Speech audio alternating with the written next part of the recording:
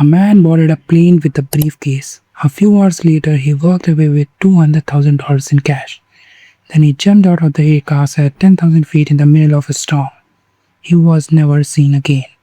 More than 50 years later, the FBI still doesn't know who he was. This is the mystery of J.B. Cooper. November 24, 1971, the day before Thanksgiving. A quiet flight was preparing to do a Borderland, Oregon for Seattle, Washington. Among the passengers was a middle-aged man wearing a dark blue suit, white shirt, and a black tie. Nothing about him seemed unusual. He bought his ticket under the name Dan Cooper. After takeoff, he ordered a drink, lit a cigarette, and calmly handed a note to a flight attendant. At first, she thought it was a phone number. She slipped it into the pocket without reading it. The man leaned closer.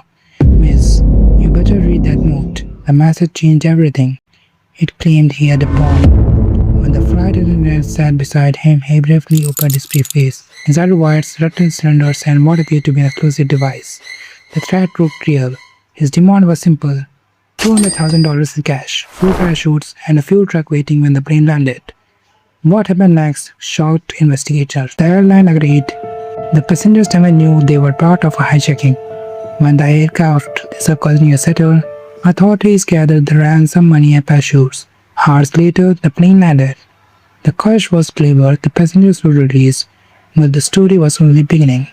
With only few members remaining on board, the aircraft took off again.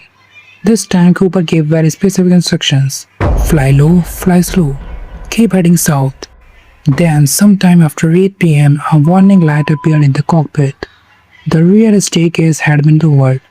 A few minutes later, the aircraft suddenly shifted upward. Someone had left the plane. That someone was J.B. Cooper, and he was carrying $200,000.